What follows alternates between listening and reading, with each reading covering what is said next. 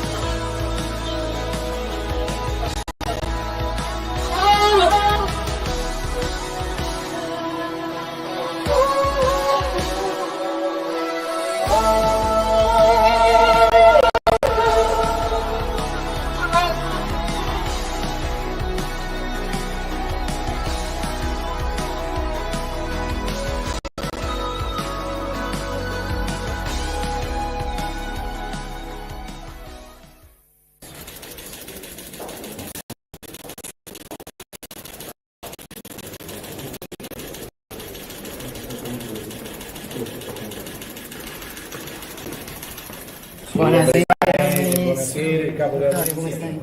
Bene. Facciamo le presentazioni, le scappati che fanno la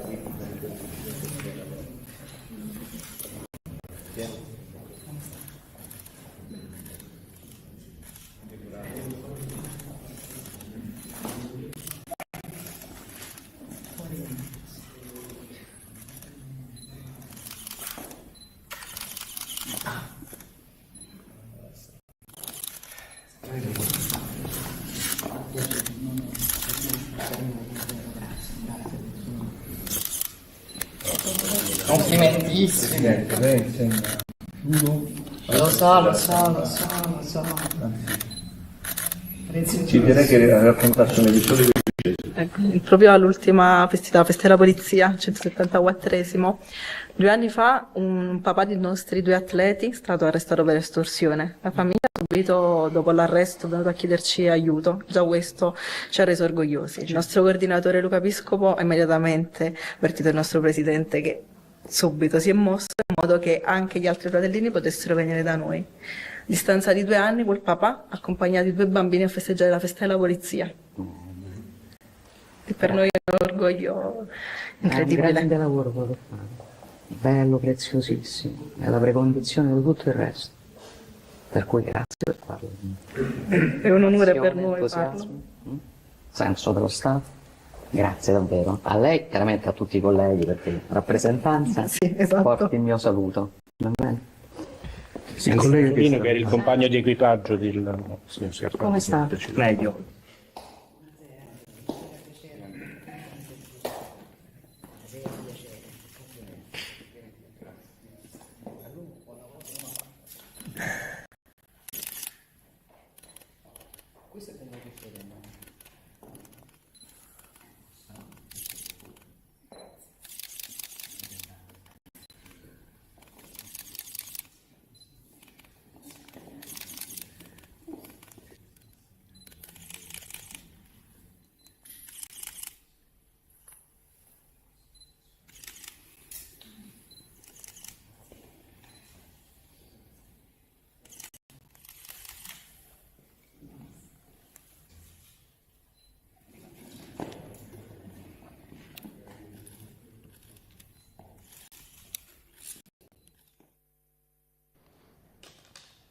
E le foto di rito ci stanno, insomma, no? Raffaele, sono momenti anche emozionanti proprio per il ruolo e i valori della Polizia di Stato, che sottolineava un nostro telespettatore,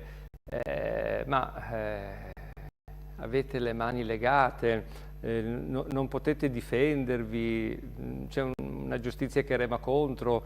Com'è la situazione?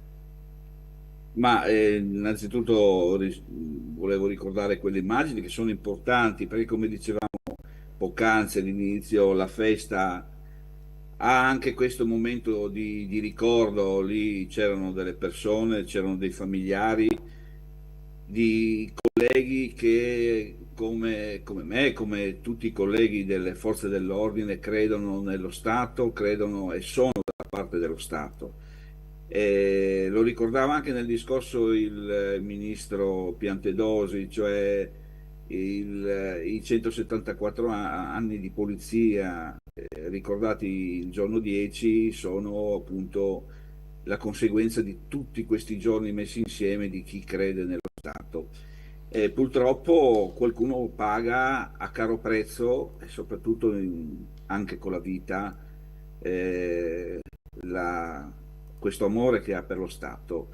Il poliziotto esce da casa, oggi non sa se rientra, e perdere la vita sul lavoro è una cosa bruttissima, è una cosa gravissima, è una cosa che non deve succedere, lo vediamo dappertutto, direttore, però servire lo Stato e rischiare di non tornare a casa credo che sia gravissimo.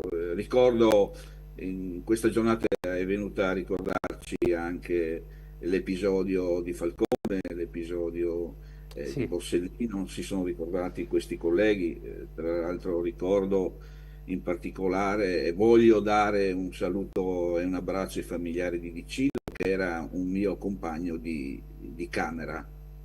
Eravamo al corso insieme e nei primi giorni di servizio ha perso la vita, quindi oltre 40 anni fa. Diciamo che sì, è vero, effettivamente la gente nota la brava gente, noi abbiamo la fortuna ancora di essere amati dalla gente, dalla brava gente, dal cittadino, da chi paga le tasse, da chi vuole vedere la polizia in strada, da chi dorme tranquilla perché sa che ci sono le forze dell'ordine. Purtroppo noi abbiamo le mani legate soprattutto per un motivo, vede? Noi dobbiamo decidere in una manciata di secondi quello che il giudice poi tranquillamente, mesi su mesi, legge, studia atti e decide. Noi abbiamo la facoltà di arrestare una persona, quindi di giocare sulla libertà di una persona. E l'abbiamo in una manciata di secondi. Noi in una manciata di secondi dobbiamo sapere se dobbiamo reagire in una maniera o in un'altra. E qui si apre un'altra parentesi. Sì. I nostri famosi protocolli di intervento che chiediamo da decenni ancora non ci sono stati dati. Oggi, se l'abbiamo visto, colleghi rincorrono un delinquente su una moto dopo aver fatto una rapina, uno scippo, cadono, si ammazzano e vengono indagati. Queste cose non devono succedere perché poi la polizia, le forze dell'ordine hanno paura a intervenire. Se noi dobbiamo pensare in Anche perché se si devono, secondi, padrone, se si devono difendere da soli, poi una manciata, è una manciata di costo, secondi. è un costo. Ma guardi, Anche. più che posto, noi dobbiamo intervenire in una manciata di secondi e Sì. focalizzare questa cosa e decidere cosa poter fare. Che poi è un momento di tensione. Come la Ma si qualifica e si quantifica questa tensione? guardi che Cioè, guidare un mezzo di soccorso in sirena, bisogna saper guidare. ma certo.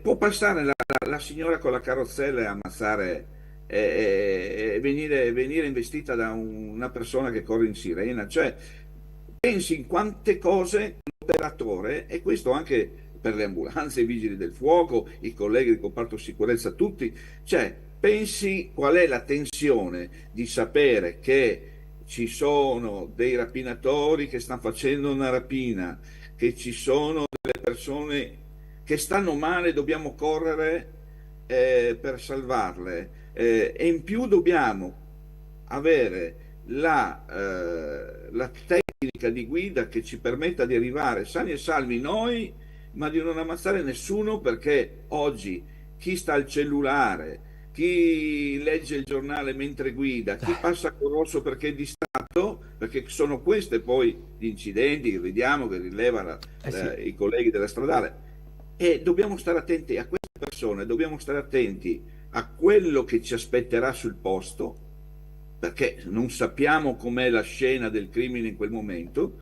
Quindi pensi la tensione che c'ha un poliziotto, un carabiniere che interviene in una manciata di secondi e deve poi scendere dalla macchina, stare attento di non essere ripreso se ferma una persona e la carica in macchina, perché poi ed è già successo che veniamo ripresi nel momento in cui carichiamo fatalità la persona sulla macchina, non con gentilezza, non con cortesia. Non possiamo manettarlo con le mani dietro, non possiamo manettarlo così, non possiamo picchiare così, non possiamo fare così, cioè non possiamo usare il taser in uno stato di tensione particolare, perché devi pensare che potresti uccidere una persona che ha un pacemaker. Cioè dobbiamo pensare a miliardi di cose, mentre il giudice poi, quando ci giudicherà, è seduto, legge gli atti, li legge entro 40 ore. E non è stato in macchina con voi, non ha vissuto quello che avete vissuto voi in quel Questa mentre. È la tensione particolare. Fermo lì, padrone, che c'è una telefonata. Pronto? Pronto, buongiorno, sono Torgler da Roma. Buongiorno Torgler. E al suo ospite. Allora guardi, io sono al 100% sempre e comunque con la polizia. Poi se c'è di mezzo un delinquente, ma quello non è una cosa che è fondamentale, perché purtroppo ovunque può succedere una cosa del genere, basta che bisogna ancora capire tutto, perché io non vorrei essere un minuto nei panni di queste persone. Loro devono fare il loro dovere e rischiano la galera, perché alla fine non era come pensava qualcuno che sarebbe dovuto essere. Cioè, è veramente una cosa vergognosa. Comunque io non ho chiamato adesso per questo, è stata una piacevole sorpresa. Ho chiesto a Rauli se avrebbe potuto parlare della cosa ancora di prima. Allora, il Corriere della Sera, io devo ancora capire cosa è di vero di questa intervista e cosa no, perché lei sa che ultimamente le interviste di Trump, certificato, fanno un taglia-cucci, copia e incolla, tagliano le parole che non vogliono dire e mettono parole anche alcuni servizi televisivi, Torgler, non so se uguale, però siccome Trump gli inglesi li ha denunciati e si è dimesso il direttore perché ha ammesso che ha fatto questa cosa. Adesso è successo uguale in America con un altro articolo, esattamente letto in inglese è completamente un altro significato. Perciò io del Corriere non mi fido e voglio prima sapere adesso esattamente la vera intervista. Poi il Papa, dicono, questo adesso, mi sa dire lei quale presidente non ha parlato male del Papa? Tutti i presidenti fino adesso hanno parlato male, addirittura Ratzinger lo chiamavano il pastore tedesco, nel modo, proprio nel senso però denigrativo. Sì, nel senso pregiativo del termine, insomma. Pregiativo, esatto.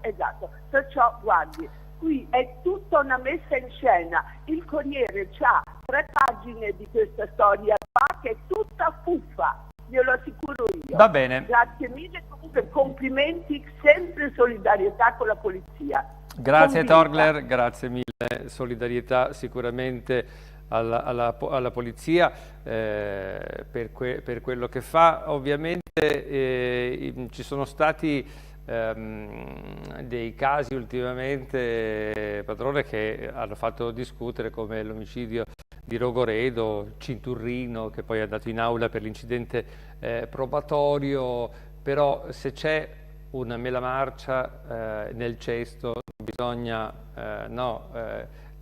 dire che tutto il cesto è inquinato e lavora male. E anche come si fa un certo tipo di informazione, come diceva Torgler, interviste modificate, taglia, cuci, fatto proprio ad hoc, quindi un'informazione manipolata. È possibile che abbia riguardato anche questo caso che le ho appena citato? Sì, io dico una cosa sola, noi siamo persone come tutte. Certo. E purtroppo faccio l'esempio, un bellissimo albero di ciliegie, c'ha la ciliegia marcia, il migliore albero che produce mele, c'ha una mela marcia. Ma ed è giusto soprattutto perché noi offriamo un servizio che la gente, mi permetta questa cosa, non mi piace usare, ma che la gente è un servizio che paga nelle proprie tasse per avere una certa sicurezza.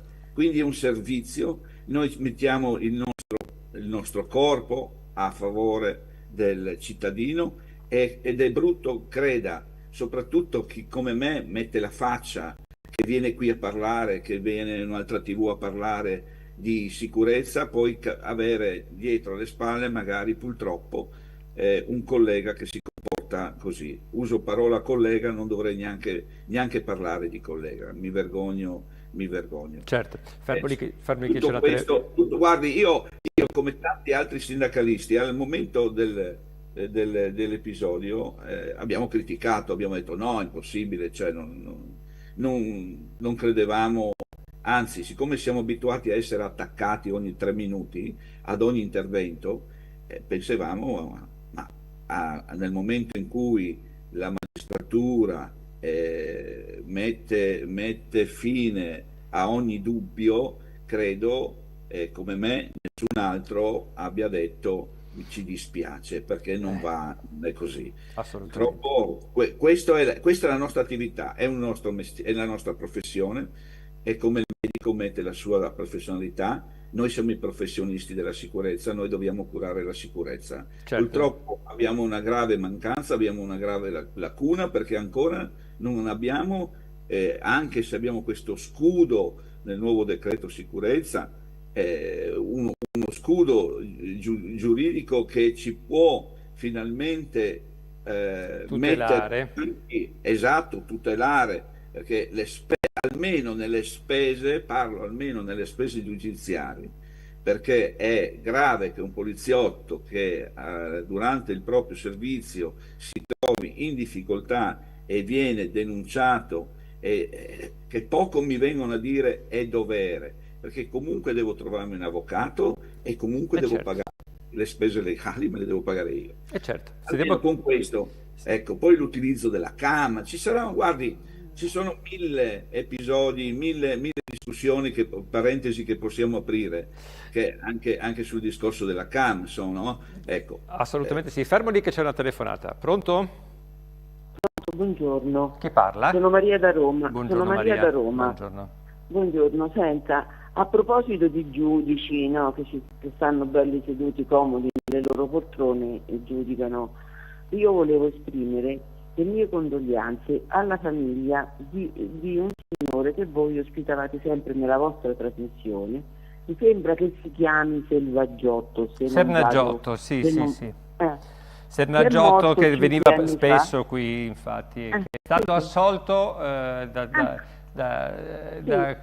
tutti i suoi casi giudiziari, che però è arrivato dopo qualche anno dalla sua morte. Ci ha rimesso la vita, perché lui è morto 5 anni fa, e veniva qui in questa trasmissione sempre a gridare la sua innocenza, no? E io dico una cosa, questi giudici adesso che fine hanno fatto?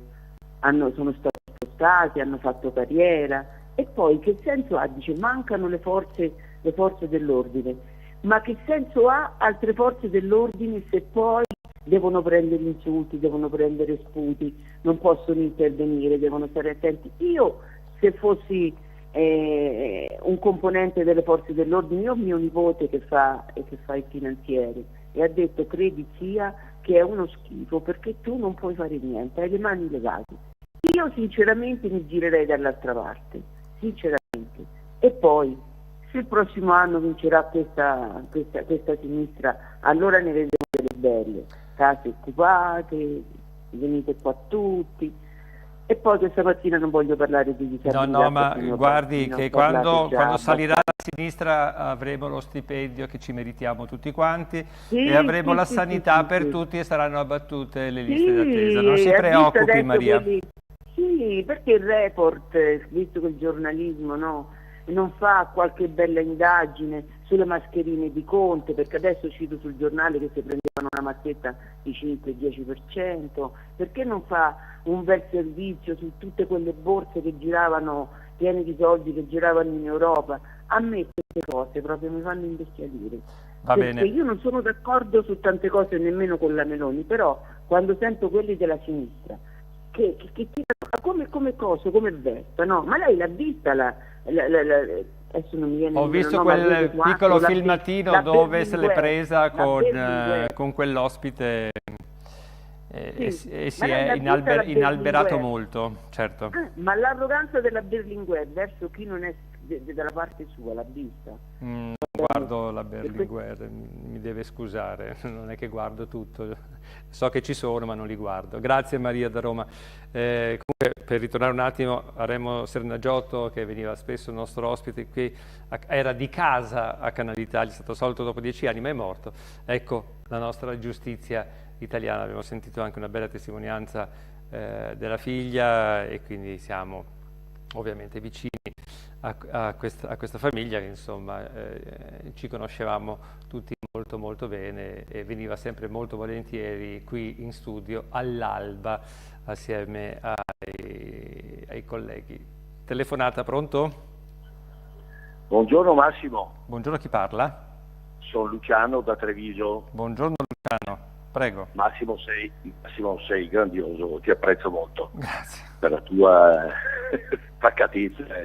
Allora, saluto anche il tuo ospite. Sì, Raffaele Padrone. Sono d'accordo 100%, e mi viene una rabbia quando vedo che le forze dell'ordine, i carabinieri e la polizia vengono trattati in quella maniera. Ma poi mi sorge una domanda. Sì. Io facevo un lavoro pericoloso, non dico che cosa. Ma mi scusi, perché non vi licenziate e andate a fare un altro lavoro? Ecco, dico io. Non so, sopportate tutte queste cose. Io lascerei immediatamente tutto in mano alle sinistre, ai giudici che si arrangino loro. Luciano, ma non è facile, adesso ce lo dirà Raffaele Padrone. Chi indossa una divisa... Non ho altro da dire, volevo solo appunto mettere in chiaro una cosa che dentro di me mi sta così. Sì. È una sua sensazione. È un buon lavoro e un augurio al suo ospite. Grazie Luciano, grazie, alla prossima. Raffaele, non è facile, no? Succede, mi licenzio, chi indossa una divisa la indossa con onore, con dedizione, fino alla fine dei suoi giorni, è così. Ma sì, io innanzitutto ringrazio anche i telespettatori che sono intervenuti, dalla signora che ha il nipote e che quindi ha detto dalla sua bocca ha detto una cosa che io dico in maniera più diplomatica, ma sono contento che anche il nipote la pensi come me, e quindi significa che questo che sto dicendo non sono fesserie. No, certo. Allora, innanzitutto diciamo che non è così facile in Italia trovare il lavoro e quindi... Come se uno dice, vabbè, oggi chiudo baracca e burattini, vado a fare qualcos'altro, come fosse facile, no? Però io credo che sia capibile che chi indossa la divisa, l'ho detto prima nelle parole anche che ho di apertura, cioè chi indossa la divisa lo fa perché crede nello Stato, perché non crede nei soldi, perché se uno va in polizia, perché se guardiamo anche lo stipendio, no? e va per i soldi, me lo faccia conoscere, perché lo rimandiamo alla visita medica. Il valore della vostra vita, che uscite di casa e non sapete se tornate la sera stessa. Lo rimandiamo a visita medica e allora diventa pericoloso, perché se uno lo fa per i soldi in polizia, contratti scaduti magari da 10 anni, rinnovati con 30 euro lordi, io credo che l'ospite di prima, insomma, l'interlocutore, queste cose le capisca. No, va invece considerato l'aspetto rischio, va considerato l'aspetto che viene trasformato anche in piazza. Allora io, direttore, in tutti in queste bella festa, sì, chi come me che magari voleva ascoltare. Ci sono delle immagini, Roberto, del servizio numero 7 che, se vogliamo, possiamo far vedere, così mentre parla Padrone ci gustiamo l'occhio, perché è stato un momento molto molto bello. Ecco, ci sono stati sviscerati, come ogni anno vengono sviscerati i numeri, e in questi numeri io ho sempre grossi dubbi, no? Grossi dubbi.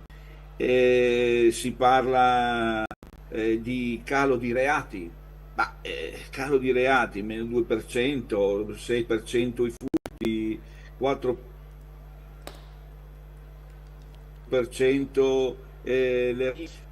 allora, al di là della rapina, che bisogna capire cosa intendono per rapina, se è lo scippo che la signora cade per terra diventa rapina, oppure la rapina in banca, che non si fanno più fortunatamente, perché ormai c'è internet, i soldi vengono rubati dai furbi, dai computer, non serve muoversi da casa, non serve rischiarla neanche oltre che la galera, neanche la vita.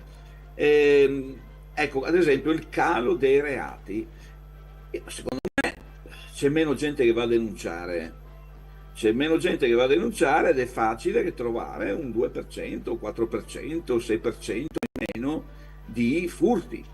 Quindi dire il calo di reati e poi accendiamo la televisione e vediamo che quella è stata ammazzata dal marito, quella è stata strupata mentre stava facendo jogging. Uno sta passeggiando per strada e c'è uno che ti accoltella alle spalle. Quello stava uscendo dal supermercato. Quindi dire calo dei reati è una parola in cui io andrei.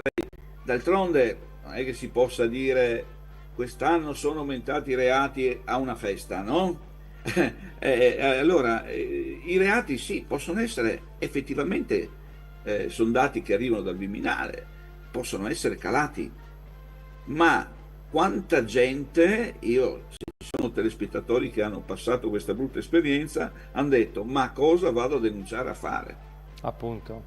Basta una persona, il calo della percentuale matematica, ero bravo in statistica, basta uno e cala la percentuale. Esatto. Quindi, fermo lì, che poi vediamo l'indice di criminalità e la classifica delle città secondo il Sole 24 Ore, che avevo fatto vedere anche prima, però ci sta. Pronto?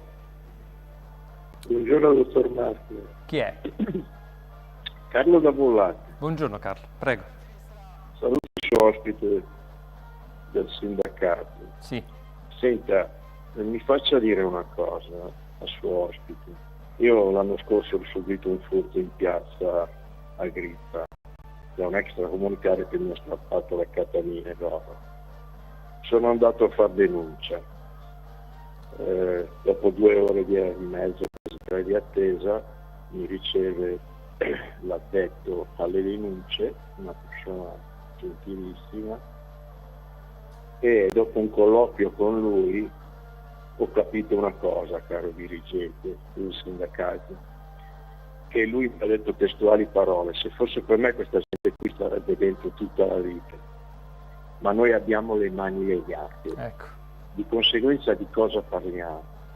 Cioè, se noi non prendiamo atto che gli agenti, la polizia ha questo tipo di problema, che non può praticamente né arrestare né mettersi contro queste persone.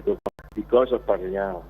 E la giustizia è qui che non sto parlando destra o sinistra, dottor Martire. Lei prima mi ha fatto stezzare quando ha detto che si arriverà alla sinistra, ma anche se arriva alla sinistra non cambia niente. La mia era ironia, se mi conosce, Carlo.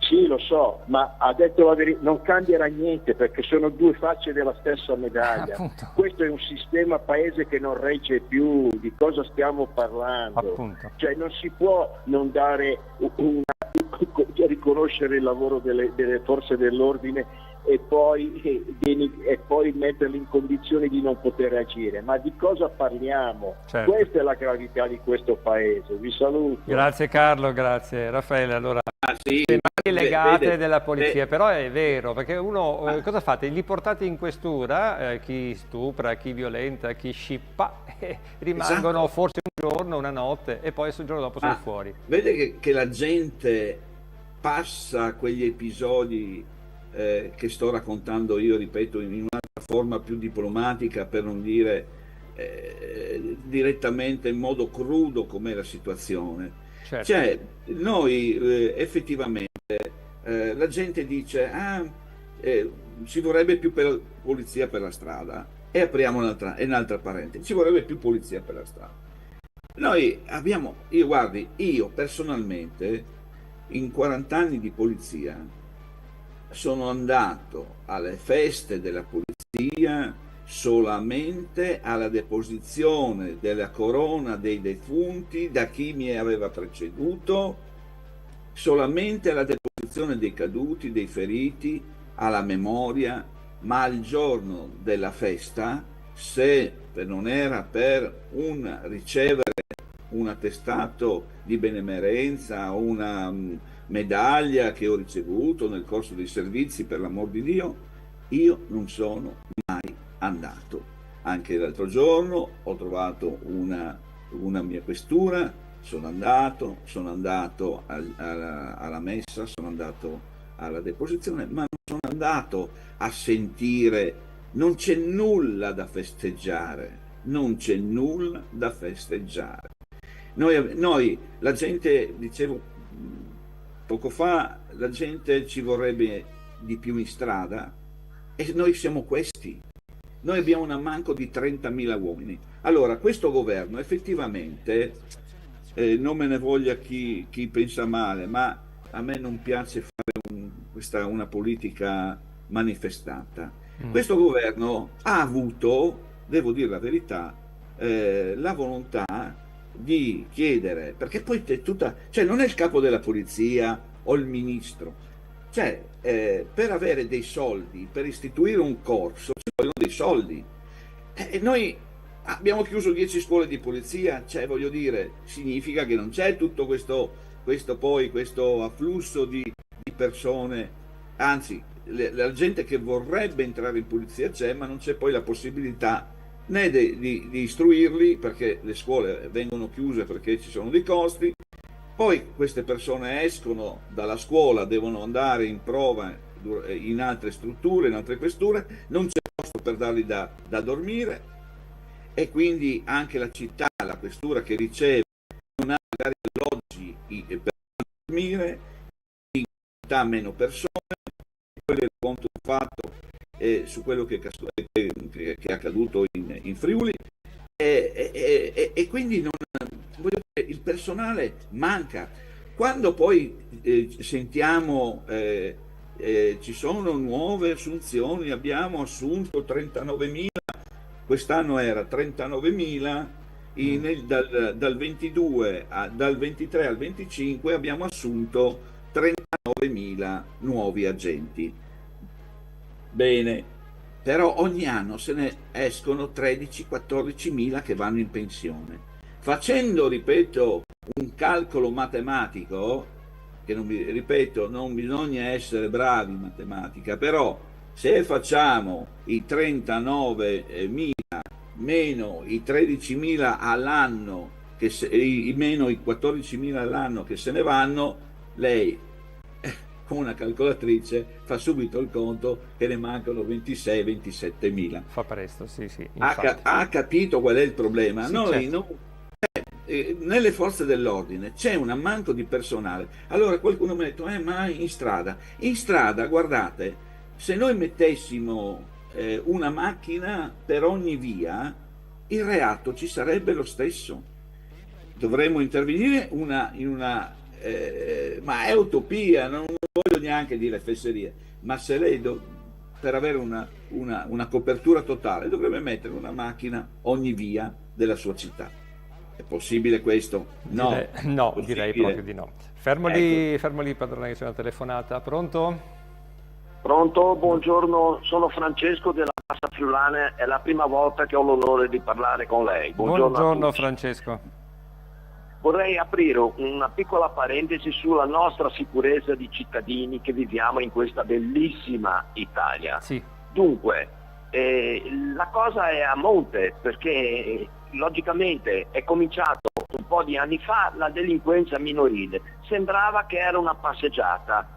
Questi ragazzi che cominciano prima a fare i furtarelli, rompono le vetrine, rubano la bicicletta e tutto è lasciata passare. Sono minorenni, non hanno 16 anni, non ne hanno 18, possiamo mettere, le mettono nelle case di correzione nella quale scappano dalle finestre e commettono altri reati. Io volevo solo parlare, io ho vissuto tantissimi anni in Brasile e vi posso parlare per esperienza personale. Dagli anni 60 agli anni 70 sono nati gli squadroni della morte in Brasile. Chi erano gli squadroni della morte? Erano determinati poliziotti che, assemblati da cittadini esasperati, facevano la giustizia con le proprie mani. Non vogliamo arrivare a questo punto qua. Se la signora magistratura che prende 600.000 euro di pensione alla fine dei mandati e manda a carne e macello questi poveri poliziotti che non possono fare il loro dovere perché le portano in questura, le portano in polizia, scendono prima il delinquente col foglio di via in mano che lo buttano nel cestello e il poliziotto deve fare un'ora e mezza di rapportino per poter giustificare quello che ha fatto. E allora, se i signori magistrati, se la nostra politica italiana non si sveglia immediatamente, perché siamo già troppo in ritardo, arriverà il giorno che i cittadini dovranno per forza farsi giustizia con le mani. Io la ringrazio, gentilissimi come sempre. Buona giornata a tutti. Grazie Francesco, grazie mille. Vabbè, però vediamo un attimo questa tabella sull'indice di criminalità per 100.000 abitanti con le denunce, e queste sono le città. Milano è prima con 7.093, Roma con 6.071, Firenze con 6.053, Rimini con 6.002, Bologna con 5.685, lasciamo perdere le virgole che sono così bruscolini, però pensiamo anche, come diceva Raffaele Padrone prima, quanti poi non denunciano. Sono numeri magari registrati, certo, ma chissà quanti ne mancano ancora, no Padrone? Sì, è ovvio, è quello che dicevo prima. No, non è che siano... perché poi la gente si stufa. Tante volte, guardi, io ho assistito anche ultimamente a dei processi di gente che andava a testimoniare. Cioè il pubblico ministero quasi, per un furtarello in un ipermercato, quasi venivano denunciate le commesse che erano intervenute. Qua veramente c'è una difesa un po' strana. Io veramente per quello dico, quando vedo questi numeri, che poi sono numeri, non è che ci devono dare la gloria. Se mi rifà vedere Milano, mi legge lei Milano, quanti ne ha? E guardiamo l'ultima, cos'era? Bologna? Era Bologna, 5.685, Milano 7.093,9. Sì, voglio dire, non sono 7.000, che ne so, riconoscimenti, 7.000 premi, sono 7.000 reati. E non è poco.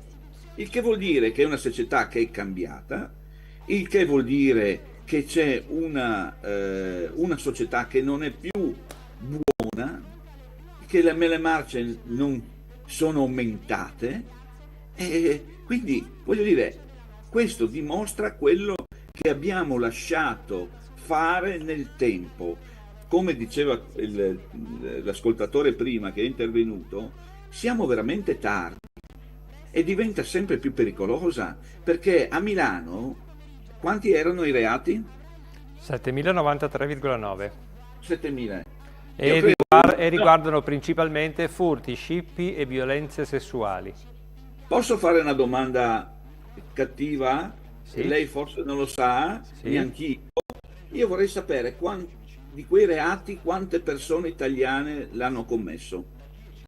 Voglio dire, quante persone italiane hanno commesso i 7.000 reati? Adesso qui si passa per razzisti, come al solito. Esatto, allora io questo, che però sulla strada vedo queste sceneggiate e vedo che vedo i colleghi che devono intervenire con quello mezzo nudo, con l'ascia in mano, e devono essere in 12 per una persona sola. Facciamo anche la figura di chi non ha neanche la tecnica per poter togliere un'ascia dalla mano a uno o un bastone. Allora, cosa significa questo? Significa che non abbiamo la possibilità di intervenire nemmeno con il paragone forza.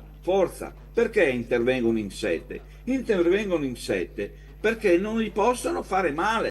Allora uno prende un braccio, uno prende la gamba, Cioè, queste cose... Lo immobilizzano senza fargli del male. Perché non devono fargli del male. Non devono.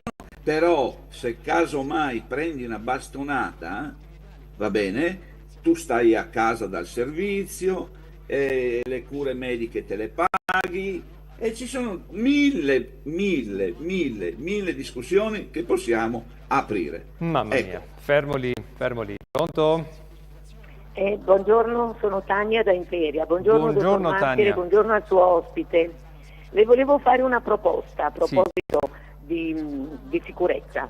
Perché alla notte, quando fanno la ronda, i poliziotti non coinvolgono anche un giudice? Si portano con loro un giudice, un magistrato, che sarà senz'altro in servizio disponibile, e così almeno decide subito anche lui, perché è troppo comodo aspettare i tempi per poter decidere cosa deve fare, decide sempre al contrario di quello che hanno fatto i poliziotti.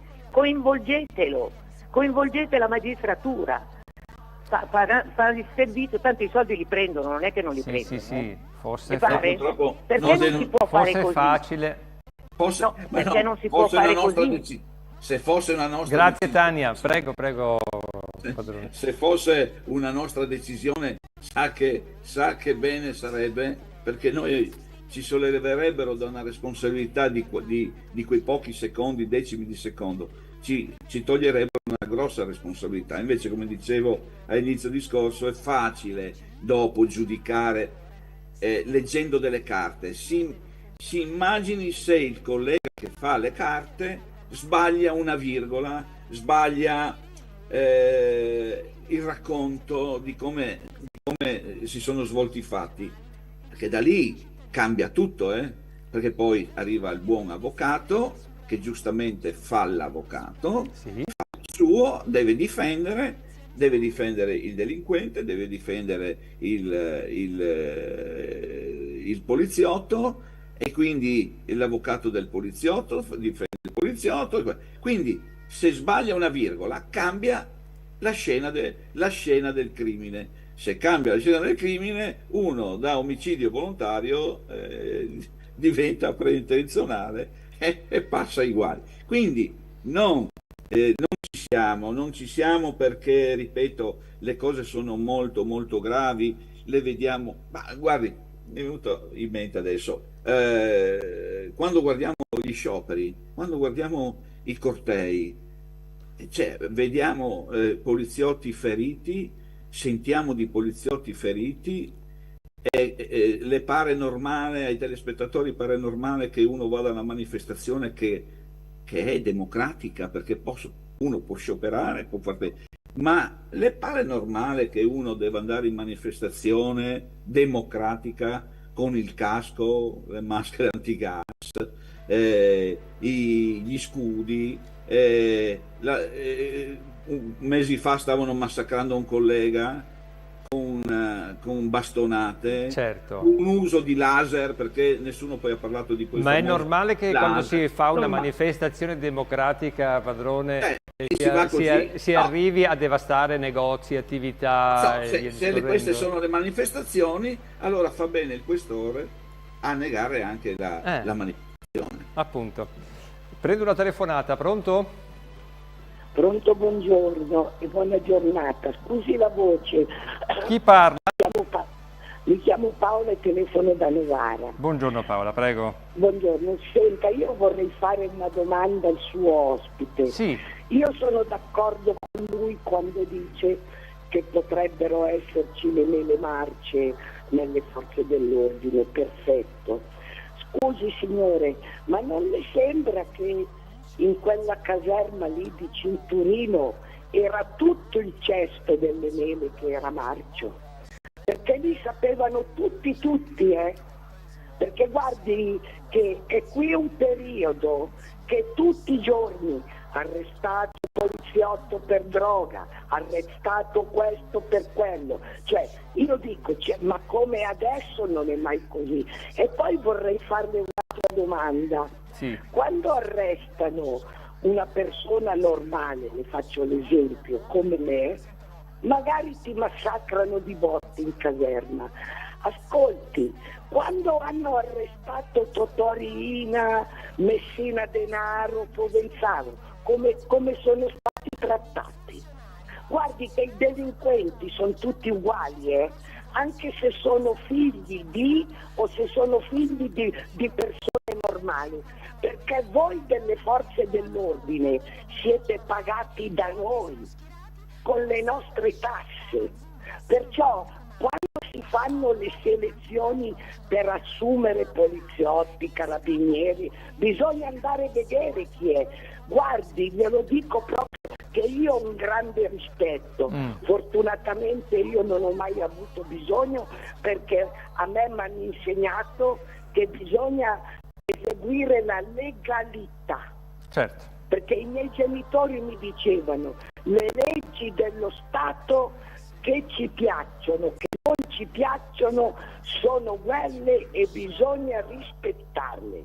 Però è qui un periodo che lì, anzi non tutto il cesto marcio, è tutto il frutteto. Ma vede in giro sti ragazzi poliziotti tutti tatuati, tutti palestrati. Ma tu sei che cosa c'entra? Perché uno ha un tatuaggio ed è palestrato, che cos'è? È una mela marcia?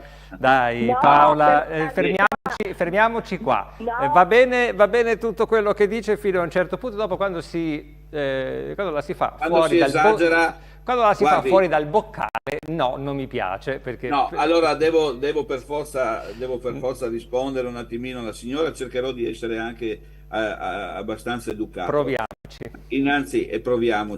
E innanzitutto, signora, lei quando ascolta queste notizie le ascolta come le ascolto io. Lei non è all'interno della caserma, lei non è all'interno del commissariato, non è all'interno della questura, quindi lei percepisce quello che viene scritto sui giornali e detto dalla televisione. Abbiamo detto prima, si era collegata prima, che molte volte queste notizie vengono distorte per tanti motivi. Poi e questo è uno dei motivi in cui né io né lei siamo autorizzati a dire aveva ragione il delinquente, aveva ragione il poliziotto. Sta di fatto che ogni volta, fatalità, quando si arresta una persona, va bene, ogni volta che si arresta una persona, chi ci va di mezzo è sempre il poliziotto o il carabiniere. Certo. Non so, nutro dei dubbi. Poi da lì a dire oggi sono aumentate le mele marce, signora, non abbiamo neanche più una società, non abbiamo una sfera magica, quando una persona si presenta a un corso, a un concorso, supera delle prove pratiche, supera delle prove scritte, supera delle prove attitudinali chiaramente vengono fatti dei controlli. Al momento vengono fatti dei controlli chiaramente una volta che il candidato viene ritenuto idoneo, a frequentare il corso di polizia o di carabinieri viene fatto un accertamento sull'ambito familiare. Ma non è C'è perché... anche un percorso psicologico, no? Certo, certo. Quindi non è, bisogna stare attenti quando si spara sulle persone, sia sui delinquenti che sul poliziotto. Magari forse la signora da Novara vorrebbe sciogliere il corpo della Polizia di Stato su richiesta della Salis. No. Però io capisco che magari la signora non ama vedere i tatuaggi perché all'epoca sua non esistevano, neanche la mia. Guardi che quando mi sono arruolato io, signora, facevano le prove con la maglietta a maniche corte. Se c'era un tatuaggio che usciva dalla maglietta, venivi scartato automaticamente. Parlo degli anni 80. Quindi posso anche dare ragione a lei, ma non è che il tatuaggio mi fa il collega delinquente, mi scusi. Sì, no, sono stereotipi se poi mi dice ci sono questi, io le dico anche un'altra cosa: se pagassero i poliziotti in una maniera diversa da quella che pagano oggi i poliziotti, veda quanto guadagna, perché bisogna leggere, signora, veda quanto guadagna e quante ore lavora un poliziotto tedesco, veda quante ore lavora un poliziotto italiano, perché tanto se lavora in più non gli vengono pagati gli straordinari, o se gli vengono pagati a 3 mesi, bene. Veda quanto guadagna un poliziotto italiano. Certo. Se gli pagassero di più, sicuramente non andrebbero in cerca di soldi. Allora, finiamo questo collegamento. Intanto adesso prendo la telefonata. Anna mi scrive: neanche se ci sono telecamere che filmano i reati vengono condannati. Quanto alle denunce, 2 volte denunciate, le altre mi sono leccata le ferite e non ho più denunciato. Buondì. Sì, dopo alla fine uno si stanca. Telefonata, pronto? Sì, buongiorno, sono Giancarlo da Lodi. Giancarlo, buongiorno. Allora, io ho iniziato a sentire la trasmissione mezz'ora dopo che era iniziata praticamente e non ho ancora sentito una cosa. Per me i poliziotti fanno il loro dovere, sono mal pagati e questa non è colpa di chi si governa, che sia bianco, verde, rosso e giallo, non mi frega niente, e quello sarebbe la cosa primaria. E di questo ne abbiamo già parlato nella prima parte della trasmissione dove lei non stava seguendo. E difatti mi dispiace, Massimo, però il discorso mio è questo: ma chi fa le leggi? Qualcuno farà le leggi, perché non è che le leggi le fanno i poliziotti, le fanno i magistrati. No. E allora mi dovete dire perché quelli di destra dicono una cosa, quelli di sinistra dicono una cosa, ma chi ci va di mezzo sempre i magistrati e la polizia. Ma non si riesce a un certo momento a equilibrare la cosa, devono essere pagati più, pagateli di più. I magistrati scrivono A, se poi dopo arriva il politico scrive A e poi dopo non è interpretata nel modo giusto la legge, cosa devono fare? Ci sono gli avvocati che servono per quello. E ne abbiamo tanti anche in Parlamento di avvocati, uno no, sono tutti avvocati. Allora a questo punto qua o le leggi le scrivi male o se no alla fine sarà sempre così. Però primaria per me è giusto che chi lavora, che sia carabinieri, che sia poliziotto, che sia deve prendere i giusti soldi, non dire che non gli danno i soldi nel modo sbagliato, devono dargli nel modo giusto. Con questo concludo. Grazie, certo, grazie, buona giornata. Vabbè, su questo comunque ci ritorneremo. Intanto ringrazio Raffaele Padrone. Sì, se qualcuno si è perso la diretta c'è sempre la possibilità di rivedere la trasmissione sul nostro sito, quindi collegatevi e rivedetela perché abbiamo toccato tanti argomenti, ma c'è ancora molto da discutere, no Padrone? Quindi magari ci ritroviamo più in là.